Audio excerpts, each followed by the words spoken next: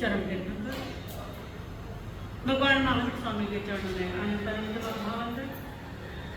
मेरा आस्था त्यायाम जन जन के प्राण आचार्य भगवंत एवं तपस्विनाथ भगवान के चरणों में अनंत अनंत भावांतर। मुक्ति का पद दिखाने वाले जो गुरुजन के चरणों में अनंत अनंत भावांतर।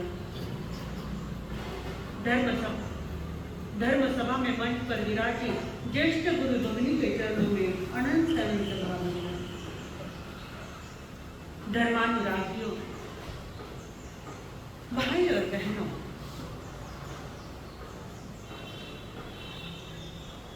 परमात्मा की वाणी जो आगम के रूप में हमारे सामने है, आगम के एक एक सूत्र लेकर आपके सामने उसका विस्तार किया जा रहा है।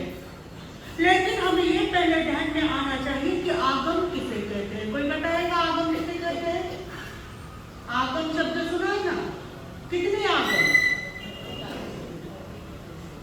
32 आगम और दिगंबरी में 45 आगम।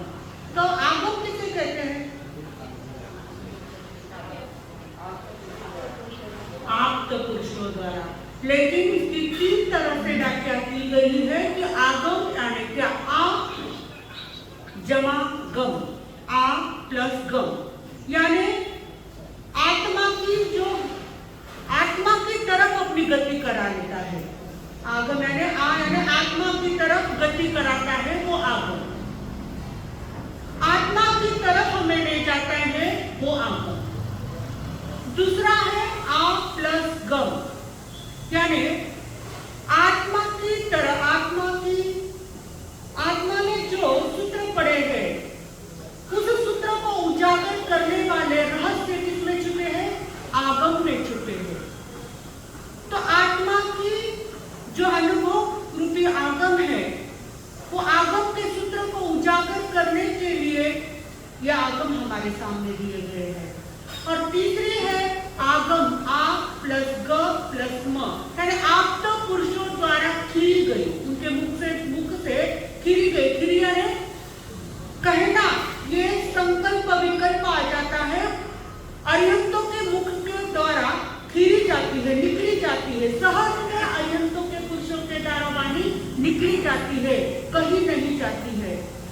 तो आप तो पुरुषों के मुख से जो वाणी खीरी है, और ग यानी गणधरों ने जो पिरोई है, श्रवण किया, समझा और उसको सूत्रों में पिरो दिया, उसका विस्तार किया, प्रचार किया, प्रसार किया और सूत्रों में उसको पिराया। और म यानी मुनियों द्वारा अनुभव करके जो गाई गई, उसे क्या कहते हैं? मूल वाणी यानी आगम वाणी उसे कहते हैं। और इसी आगम वाणी ने प्रभु ने फरमाया है कि संसार में 2 तरह के लोग होते हैं, एक तो धार्मिक होते हैं और दूसरे होते हैं धर्मात्मा। पहले कौन से होते हैं? धार्मिक लोग और दूसरे धर्मात्मा। अभी धार्मिक और धर्मात्मा में क्या अंतर है? धार्मिक यानी जो धर्म की क्रिया करते हैं, आप भी करते हैं ना? 1 घंटा सामयिक, 2 घंटा सामयिक, या दया कर लेते या पोसा कर लेते, जो काउंटिंग में धर्म कर लेते हैं, वो क्या है? धार्मिक लोग हैं। और धर्मात्मा लोग उसे कहते हैं जो धर्म को अपनी आत्मा में बसा लेते हैं, उसे क्या कहते हैं? धर्मात्मा कहते हैं। दोनों में बड़ा अंतर है। एक धार्मिक लोग होते हैं और धर्मात्मा लोग होते हैं। धार्मिक लोग वे होते हैं जो पुण्य कमाने के लिए धर्म करते हैं, और धर्मात्मा लोग वो होते हैं जो जीवन को सुधारने के लिए धर्म करते हैं। धर्मात्मा जीवन को सुधारने के लिए धर्म करते हैं, इसीलिए कहते हैं ना, कोई परलोक को सुधारने के लिए धर्म करते उसे धार्मिक कहते हैं, और जो इस लोक को सुधारने के लिए धर्म करते हैं, वो क्या होते हैं? धर्मात्मा करते हैं। अब इस लोक का धर्म सुधरा तो परलोक तो सुधरेगा ही सुधरेगा। इसलिए प्रभु कहते हैं वर्तमान को सुधारो तो क्या है? तुम्हारा भविष्य सुधरेगा। यदि वर्तमान ही हमारा सुधरा नहीं तो तुम भविष्य को क्या सुधारोगे? नहीं सुधार पाएगे। इसलिए प्रभु कहते हैं कि धर्म कैसा है? नगद का धर्म है, प्रैक्टिकली धर्म है। और हम प्रैक्टिकली जो धर्म होता है वो क्या होता है? नगद वाला धर्म होता है। और क्रिया वाला जो धर्म होता है जो उधार धर्म होता है, और उधार धर्म में जीवन का कभी उद्धार नहीं होता है। इसलिए प्रभु क्या कहते हैं? प्रैक्टिकली धर्म करो। तो कई लोग होते हैं जो प्रैक्टिकली धर्म करते हैं। कई ऐसे, किसी ने कहा कि ये धर्म कैसे करना चाहिए। कई ऐसे लोग होते हैं जीवन जिसका बहुत जीवन का सफल होता है। काफी ऐसे लोग होते हैं जिनका जीवन सफल होता है। प्रभु कहते हैं जीवन सफल होने से कुछ नहीं होता है, जीवन सार्थक होना चाहिए, तब कहीं जाकर वो जीव इस लोक में और परलोक में आनंद को प्राप्त कर लेता है। 3 प्रकार के शब्द आते हैं, वृत्ति, प्रवृत्ति और परिणाम। 3 शब्द है, वृत्ति, प्रवृत्ति और परिणाम। वृत्ति उसे कहते हैं हमारे भीतर से उठने वाले, मन में पहले वृत्ति आती है, फिर क्या होता है? मन में कुछ क्रिया आती है, वृत्ति आती है, फिर आगे क्या होता है? प्रवृत्ति होती है, क्रिया, प्रवृत्ति यानी क्रिया, और उसका परिणाम आगे है। स्टेप बाय स्टेप, पहले वृत्ति, फिर प्रवृत्ति और फिर परिणाम। लोग क्या कहते हैं? बाहर से परिणाम को बदलना चाहते हैं, बाहर से बदलना चाहते हैं। प्रभु कहते हैं बाहर से नहीं, भीतर से बदलो। यानी पहले वृत्ति बदलो तो तुम्हारी प्रवृत्ति बदल जाएगी, और प्रवृत्ति बदलेगी, परिणाम तो बदलना ही बदलना है। इसलिए इस वृत्ति, प्रवृत्ति और परिणाम को बदलने के लिए प्रभु ने कहा है, जैसे कोई बल्ब जल रहा है या ट्यूब जल रही है, कोई बल्ब जल रहा है, यदि उस बल्ब को बुझाना चाहते हो, उस बल्ब को बुझाना है, तो कोई व्यक्ति क्या करता है? बैठे बैठे उस बल्ब को कुछ चीज फेंक कर उसे बुझा सकता है। और कोई उठकर स्विच के पास जाता है, स्विच बोर्ड के पास जाता है और स्विच ऑफ करता है, उसे वैसे भी बुझा सकते हैं। तो आप कौन सा प्रक्रिया अपनाना चाहेंगे? फोड़कर या स्विच ऑफ कर? स्विच ऑफ कर। तो प्रभु कहते हैं वृत्ति से प्रवृत्ति को नियंत्रित कैसे करना है? तो स्विच ऑफ यानी उठकर बोर्ड के पास जाना पड़ेगा और क्या करना है? स्विच ऑफ करना पड़ेगा।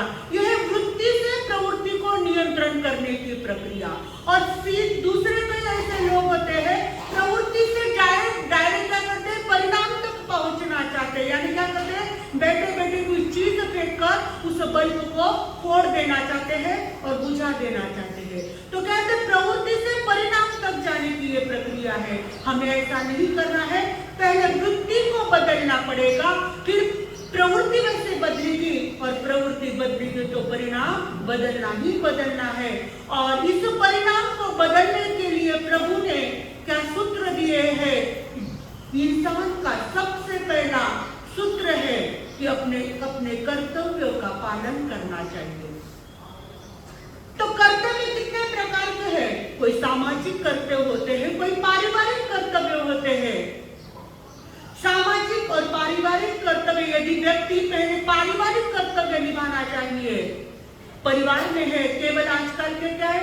दौड़ा दौड़ है, वो भाग रहा है, मैं भाग रहा हूँ, केवल किसके पीछे? कि संपत्ति के पीछे, क्योंकि कंपटीशन ज्यादा बढ़ गई है। अरे उसके पास इतना है, आजकल बच्चे को तो कितनी फीस लग रही है। पहले थोड़े से पैसे में उसकी पढ़ाई हो जाती थी, लेकिन आज केजी, अपर केजी का बच्चा भी है 40-50 हजार साल की फीस है। और बाकी की चीजें तो बात अलग है, केवल उसकी एंट्री फीस 40-50 और कहीं तो लाख रुपए भी है। तो कंपटीशन काफी बढ़ गई है, इसलिए व्यक्ति क्या कर रहा है? दौड़ रहा है संपत्ति के पीछे कि मुझे कमाना है और क्या करना है? केवल संपत्ति कमाता है, लेकिन परिवार को संस्कार देने के लिए चूक जाता है, अपने कर्तव्य को चूक जाता है। संपत्ति कमाता है लेकिन संस्कार नहीं दे पाता है। और संस्कार कब देगा? जब समय देगा तो संस्कार दे पाएगा। समय ही नहीं देता है। सवेरे उठता है, बच्चे सवेरे जल्दी उठ जाते हैं, क्लास, ट्यूशन या स्कूल जल्दी रहती है, जल्दी चले जाते हैं, और उसके बाद पिताजी उठते हैं और बच्चे आने के पहले तो पिताजी चले जाते हैं बाहर, काम के लिए चले जाते हैं, और बच्चे आते हैं जल्दी सो जाते हैं और बाद में पिताजी आते हैं तो बच्चे सो जाते हैं, मिलाप नहीं होता है। क्या होता है, आजकल के संबंध कैसे हो गए हैं, और दूध जैसे पानी और तेल की तरह संबंध हो गए हैं। पानी और तेल का कभी मिलाप होता है क्या? नहीं हो पाता है। आजकल के संबंध जो रिश्ते हैं पानी और तेल जैसे होते हैं, लेकिन प्रभु कहते हैं पानी और तेल जैसे संबंध नहीं, हमें दूध और पानी की तरह संबंध बनाना है। मिल जाना है, एक दूसरे से घुल जाना है, एक दूसरे के कर्तव्य को समझना है, एक दूसरे को समय देंगे, अपना कर्तव्य निभाएंगे, तब कहीं जाकर क्या होगा, मिलाप बराबर, समझदारी बराबर होगी और अपने कर्तव्य का पालन बराबर होगा। इसलिए अपने परिवार को केवल संपत्ति नहीं देना है, समय देना है, संस्कार देना है और सेवा, अपनी सेवा देनी है।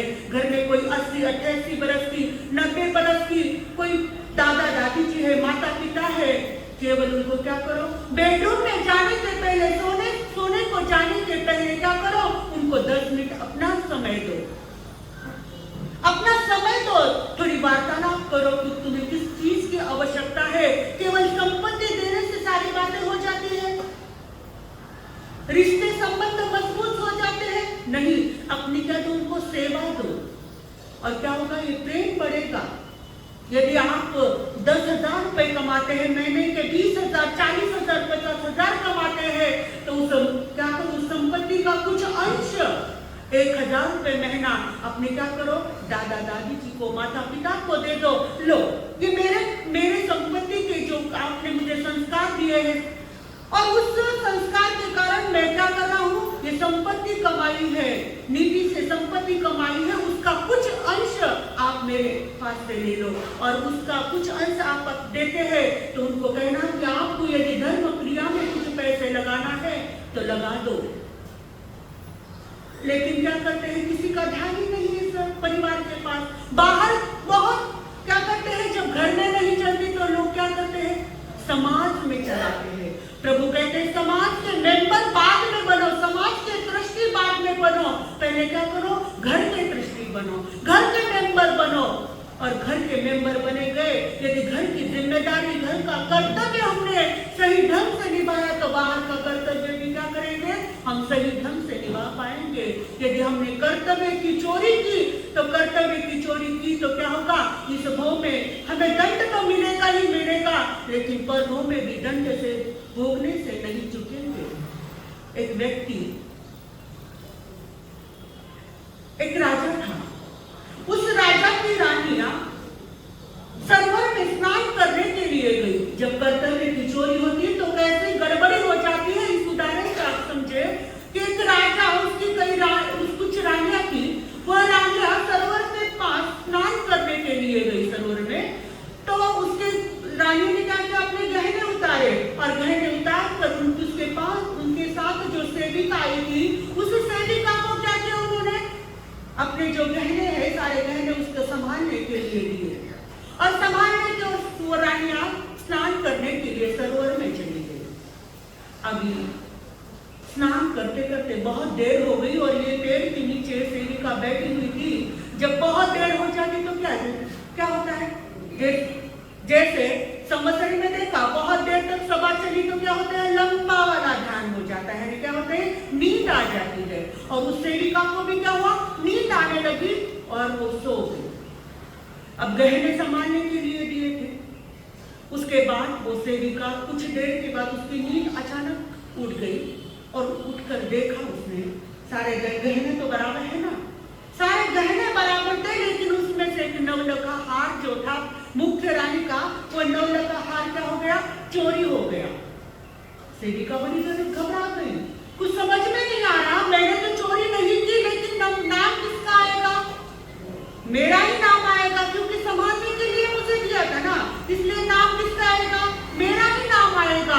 अब क्या करूं क्या न करूं, कुछ समझ में नहीं आया। कुछ क्षण उसने कुछ बात सोची, और जैसे ही सोची तो जोर जोर से चिल्लाने लगी, बचाओ बचाओ बचाओ, चोर आया चोर आया चोर आया। और बाहर सैनिक लोग खड़े हुए थे। जैसे ही उस सैनिका की आवाज सुनी, उस सैनिक लोग क्या हो गए, दौड़ते दौड़ते उस सैनिका के पास आए और कहने लगे, क्या बात है, क्यों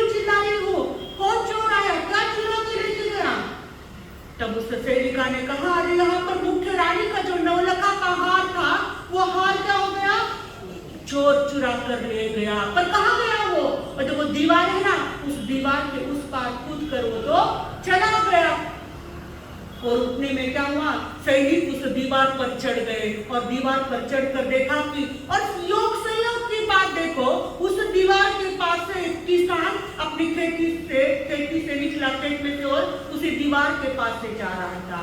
अब सैनिका ने कहा कि कूद कर वहां से गया है, तो सैनिक को भी क्या लगा कि ये चोर, यही चोर होगा, क्योंकि यही यहाँ से पास हो रहा है। और वो जो किसान था वो वहां से निकला, और जैसे ही सैनिक ने देखा, सैनिक भी कूद गया और उस किसान के पीछे लग गए, दौड़ते दौड़ते उसको पकड़ने लगे। किसान को न जाने क्या मन में आया, कोई कंपटीशन लगी इन लोगों की, शायद ये दौड़ रहे हैं, तो किसान के मन में क्या मजाक, खुशी किसान भी दौड़ने लग गया। अब सैनिकों को तो क्या हुआ, पक्का विश्वास हो गया कि यही चोर है, और वो क्या करने लगे, दौड़कर उस किसान को पकड़ लिया, और किसान को पकड़ने के बाद उसको क्या किया, राज दरबार में लेकर गए और राजा के सामने उसको पेश किया। अभी किसान को कहने लगा कि तूने नवलखा हार, जो मेरी मुख्य रानी है, तूने नवलखा का हार चोरी किया। उसने कहा मैंने चोरी नहीं की। अब चुराई तो पहना हो। उसने कहा मैंने बिल्कुल भी चोरी नहीं की। उसने 7 पीढ़ियों की कसम खा ली कि मैंने ये हार नहीं चुराया है। लेकिन माने कौन? सैनिकों ने कहा राजा जी आप छोड़ दो इसको, इनको हमारे हवाले कर दो, हम बराबर इससे क्या करेंगे, मार पीट कर इससे बराबर निकाल लेंगे। और उस किसान को इतना मारा, इतना पीटा, अब किसान को भी लगा कि अगर मार से बचना है तो क्या करो, स्वीकार कर लो कि मैंने चोरी की है। अब उस किसान ने भी क्या किया, हाँ राजा जी मैंने चोरी की है, लेकिन मैंने चोरी मेरे लिए नहीं की। तो फिर किसके लिए की तुमने चोरी? अरे मैंने चोरी मेरे लिए नहीं की, आपके जो खजांची है, खजांची किसे कहते हैं, जो कमेटी के कोषाध्यक्ष आए हुए थे, यहाँ पर कोई नहीं आए, कोषाध्यक्ष समय समय पर आते हैं, क्या आए हुए हैं, जो रोज आते हैं, खजांची तो रोज आते हैं, बाकी आओ मत आप, खजांची रोज है। तो खजांची के पास क्या हुआ, खजांची ने मुझे कहा कि ये हार मुझे चाहिए, कैसे भी करके किसान कि ये हार चुरा कर मुझे दे। ऐसे अपने खजांची बहुत अच्छे हैं। तो खजांची को क्या किया, वो हार मैंने दे दिया। अब खजांची जो क्या है, राजा जी के अत्यंत विश्वास पात्र, वहां पर बैठे हुए सारा कार्यक्रम बड़ी प्रसन्नता से देख रहे हैं कि क्या क्या कौन कौन कैसे कैसे बातें कर रहे हैं। तो जैसे ही खजांची का नाम आया, और खजांची तो क्या हो गए, उनका चेहरे का रंग ही उड़ गया। अब खजांची ने सोचा कि किसान को इतनी मार पड़ी है और मैं तो इतना विश्वास पात्र हूँ राजा जी का, मुझे तो मारने से छोड़ेंगे ही नहीं और ज्यादा मारेंगे। मार से बचने के लिए क्या करो, स्वीकार कर लो कि मैंने क्या किया, हाँ राजा जी मैंने तो ये चोरी किया है, लेकिन मेरे लिए नहीं चोरी किया है। अरे तूने किस लिए चोरी किया फिर? जो सभा में जो राज पुरोहित बैठे हुए थे, इन राज पुरोहित के लिए मैंने चोरी किया।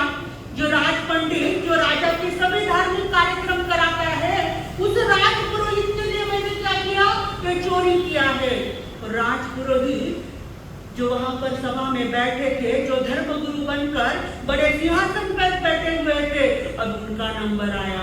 जैसे ही राजपुरोहित ने अपना नाम सुना, राजपुरोहित तो क्या हुए, उनको सब ग्रंथ याद आने लगे। अरे किस ग्रंथ में क्या लिखा है, किस कर्म के उदय से चोरी का आरोप मुझ पर आया है, किस ग्रंथ में क्या लिखा है, सारे ग्रंथ उनको याद आने लगे।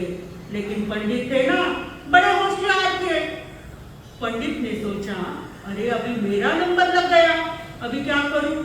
पंडित थे, यदि मैंने अभी मना कर दिया तो सारी पंडिताई मेरी अभी पूरी निकल जाएगी और मारपीट भी खूब होगी। तो क्या करे? एकदम सूची पंडित जी को। पंडित जी ने क्या किया, देखो रात मैंने हाथ चुराने के लिए तो कहा, लेकिन मेरी जो पंडिताई है ना, उसे हीरो के हार की बजाय चंदन की माला ज्यादा पसंद है। ये हीरो का हार लेकर मैं क्या करूंगा, क्योंकि धर्म सभा में मैं तो कह ही नहीं सकता उसको, न इसको कुछ यूज कर सकता हूँ। लेकिन मैंने क्या किया, मैंने चुराया जरूर है, लेकिन मेरे लिए मैंने नहीं चुराया है। फिर किसके लिए मैंने चुराया है कोतवाल के लिए। ये जो संगीत मैंने संगीतकार के लिए चुराया है। एक दिन संगीतकार जो मेरे घर पर पूजा पाठ चल रहा था, तो पूजा पाठ चलते चलते मैंने उस संगीतकार को, जो राजकीय संगीत है, उस संगीतकार को मैंने अपने घर बुलाया संगीत बजाने के लिए। तो उसने कहा मुझे दक्षिणा में क्या कर दो तुम, ये हार मुझे चाहिए, कैसे भी राजपुरोहित मुझे हार दे दो। और मैंने ये हार लिया और उस संगीतकार को दे दिया। अभी वो संगीतकार जो सब सैड वाला सॉन्ग बजा रहा था, सब दुख का सब चल रहा था ना, तो संगीतकार सैड वाला सॉन्ग बजा रहा था, सैड वाली म्यूजिक बजा रहा था। जैसे उसका नंबर आया, सारी म्यूजिक बजाना भूल गया। अब उसको कौन सी म्यूजिक ही नहीं याद आ गई, क्योंकि उसका नाम आ गया। अभी क्या करे? अभी संगीतकार अभी सोचने लगा। उतने में उसने कह दिया, अरे मैंने मेरे लिए नहीं चोरी किया, ये कोतवाल के लिए चोरी किया। और कोतवाल को तो बड़ा गुस्सा आया, पर उसने भी स्वीकार किया। अब ये सारी बात जो चल रही थी, सुबह से शाम हो गई और एक दूसरे पर क्या करने लगे, ढकलने लगे और सब भी स्वीकार करने लगे। कुछ माजरा समझ में नहीं आया। और क्या कहे, राजा ने कहा आज की सभा बर्खास्त कर दे और 5 जनों को क्या किया, जेल में डाल दिया। अभी जेल में तो डाल दिया, अभी समझ में नहीं आ रहा क्या करें। पर ये सारी जो घटनाक्रम है मंत्री देख रहा था। मंत्री ने सोचा जिसका नंबर आता है वो स्वीकार करता है, जिसका नंबर आता है वो स्वीकार करता है। एक जन दूसरे पर ढकलता है और दूसरा तीसरे पर, और सभी जन क्या करते हैं, स्वीकार करने लगे। माजरा कुछ समझ में नहीं आ रहा है, अभी क्या करें। तो उसने क्या किया, 5 जनों जो जेल में डाल दिए थे, उसने 2 सैनिक वहां पर तैनात किए और रात के समय सैनिक से कहा कि तुम रात को क्या करो, इस जेल के साइड में बैठ जाना और जो ये बात कर रहे हैं ना, मुझे आकर सवेरे बोल देना। अभी रात का सन्नाटा छा गया। अभी रात की जो सन्नाटा में हवा, जैसे हवा से क्या होता है, आवाज एक दूसरे की तरफ पहुंच जाती है, क्योंकि शांत वातावरण होता है। अब उसने क्या किया, 5 जन वहां पर, अभी वो जो किसान बैठा हुआ था, वो जो खजांची वहां पर बैठे हुए थे, खजांची ने किसान की तरफ आंखें कर देखा, बड़ी बड़ी आंखें कर, अरे जान न पहचान और तू मेरा मेहमान, मैंने कब तुझे मिला, मैं तुझे कब मिला, मैं तुझे जानता भी नहीं पहचानता भी नहीं और तुमने मेरा नाम वहां पर कर लिया, क्या मतलब है इसका, तूने मेरा नाम क्यों लिया। खजांची चिल्लाने लगे और जैसे खजांची चिल्लाने लगे तो उसने हाथ जोड़कर किसान ने कहा, महाराज मैं न चोरी मैंने की न आपने की, चोरी मैंने भी नहीं की आपने भी नहीं की, लेकिन आप राजा जी के विश्वास पात्र है, इसलिए मैंने आपका नाम बोला, मार से तो बच जाऊंगा इसलिए मैंने आपकी शरण में आया। और जैसे वो खजांची उस किसान पर चिल्ला रहे थे, उतने में कौन बोल पड़ा, नहीं अरे भूल गए, राजपुरोहित चिल्लाने लगा, अच्छा तुम्हें शर्म आती है, तूने धर्मगुरु पर आरोप लगाया, एक धर्मगुरु पर आरोप लगाते तुझे क्या नरक में जाना है, और तुमने धर्मगुरु पर आरोप लगाया। मैं तुझे कब मिला और मैंने तुझे कब तुम्हारे घर पूजा करने के लिए आया और दक्षिणा मांगी, और तूने मैंने कुछ किया नहीं, कराया नहीं और तूने मेरा नाम ले लिया। उसने खजांची ने कहा, मैं भी मार बचने के लिए आपके शरण में आया, आप तो राजपुरोहित है, पंडित है, यदि पंडित और विद्वान लोग नरक में भी साथ में रहे तो क्या होता है, क्या अच्छा होता है, 4 बातें धर्म की सुनने के लिए मिलता है, थोड़ा क्या होगा, पुण्य भी मिलेगा और स्वर्ग भी जाएंगे, इसलिए मैंने क्या आपका नाम ले लिया। जैसे वो राजपुरोहित चिल्लाते चिल्लाते, उतने में कौन चिल्लाया, संगीतकार चिल्लाया, अरे राजपुरोहित जी मैं आपके घर कब आया, कब संगीत बजा दिया, अरे मैंने संगीत तो बजाया नहीं, लेकिन आपने क्या मेरी कर दी, आपने मेरी बजा दी, मैंने तो संगीत आपका बजाया भी नहीं तो भी आपने मेरी बजा दी। तो उसने कहा, अरे भक्ति चलती है ना, धर्म सभा चलती है, उसमें यदि भक्ति और संगीत हो तो और मजा आता है, इसलिए मैंने क्या किया, तुम्हारा नाम ले लिया। और जैसे संगीतकार कुछ बोलने वाला ही और था, चिल्लाने ही लगा था, उतने में कौन बोल पड़ा, कोतवाल बोल पड़ा, अरे तुम्हारी तो ये सारी बात हो गई, लेकिन मैं तो किसमें संगीतकार कहने लगा, अरे कोतवाल जी, मैंने आपका नाम इसलिए, कोतवाल जी अरे मुख्य जेलर, अरे जेल में भी चले गए तो क्या होगा, मान सम्मान मिलता रहेगा, मारपीट से तो बच जाएंगे, इसलिए मैंने कोतवाल जी का नाम लिया। और ये सारी बात उनकी चल रही थी, ये दोनों ने सुनी और जाकर किसको कही, मंत्री जी को कही। और मंत्री जी ने कहा, जरूर दान में कुछ तो भी काला है, ये सारे बेकसूर है, कसूर तो और किसी तीसरे का ही है। अभी रानी कहाँ, किस सरोवर में स्नान करने के लिए गई, वो देखने लगा, सर्च करने लगा, और वहां पर सारे सैनिकों को लेकर वो मंत्री गया। और मंत्री जाने के बाद क्या हो गया, मंत्री ने देखा कि सारा वो वन देखा, वो सरोवर देखा, तो उस वन में एक बंदरिया थी। उस वन में एक बंदरिया थी। जैसे ही उस वन ने बंदरिया को देखा तो मंत्री ने एक आइडिया लगाया, दिमाग लगाया। उसने बाहर से क्या किया, 10-15 बंदर लेकर आए, और वो 10-15 बंदर लेकर आए। क्यों, केवल बंदर नहीं, बंदर के साथ साथ उनके गले में क्या डाली, मोतियों की नकली माला डाल दी। और माला डालने के बाद उस बंदर को छोड़ दिया उस उपवन में, और छोड़ने के बाद वो बंदर क्या करने लगे, एक डाली से दूसरी डाली, दूसरी डाली से तीसरी डाली, घूमने लगे। अब ये बंदरिया ने देखा, अरे अपने जाति का यहाँ पर आ गया है। तो बंदरिया ने देखा कि सबके गले में क्या है, माला है। तो उसने भी क्या किया, वो 9 लखा का हार, वो माला लाई और अपने गले में पहनकर वो भी इस डाली से उस डाली, उस डाली से उस डाली, वो भी करने लगी। और जैसे देखा मंत्री ने, अरे बंदरिया के गले में 9 लखा का हार है, तो उस बंदरिया को अपने, कहते ना हमारे पूर्वज क्या थे, वो डार्विन ने कुछ शोध किया था कि हमारे पूर्वज क्या थे, बंदर थे। पहले पूंछ थी और बाद में लुप्त हो गई, कमाल है, पहले पूंछ थी और बाद में लुप्त, ऐसा हो सकता है नहीं। बंदर पूर्वज क्यों कहा गया है ऐसे बंदर को पूर्वज हमारे, क्योंकि बंदर में नकल करने की आदत है, वैसी आदत मनुष्य में है, नकल करते हैं। जैसे बच्चे हमारे साथ आते हैं तो क्या करते हैं, आपके साथ बच्चे आते हैं ना, तो आपने वंदना की तो बच्चे भी क्या करते हैं, वंदना करने, अनुकरण प्रिय प्राणी है ये। जैसा बिंब होता है वैसा प्रतिबिंब उसके सामने तैयार होता है।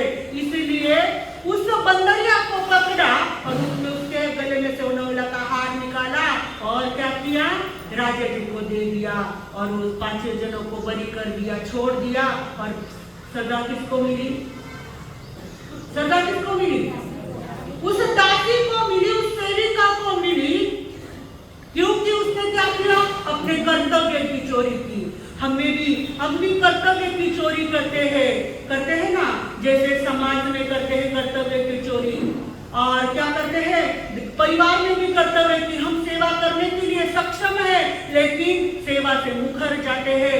समाज में भी दान देने का हमारे पास 2 पैसे जाता है, और किसी को किसी बात की जरूरत है, आवश्यकता है, किसी को दवा, किसी को पेन की, किसी को किसी चीज की आवश्यकता है, लेकिन हमारे सेवा की आवश्यकता है, लेकिन हम क्या करते हैं, कर्तव्य की चोरी करते हैं, नहीं दे पाते सेवा, नहीं दे पाते किसी को दान।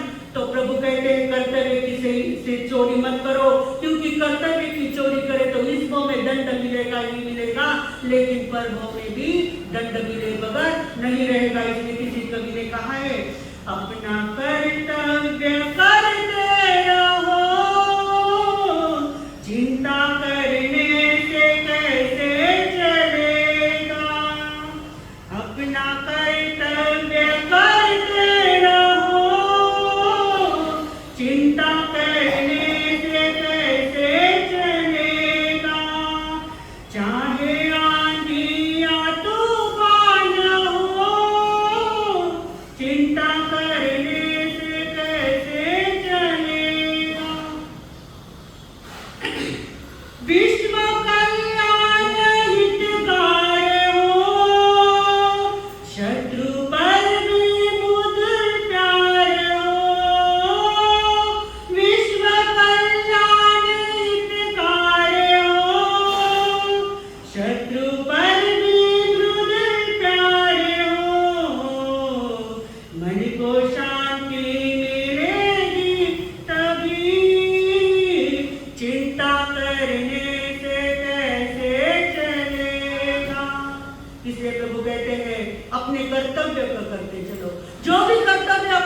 अपने पर दिए हैं, जो भी अपने कर्तव्य निभाएंगे तो इस भव में और पर भव में हम आनंद को प्राप्त करेंगे। बोलिए भगवान महावीर स्वामी।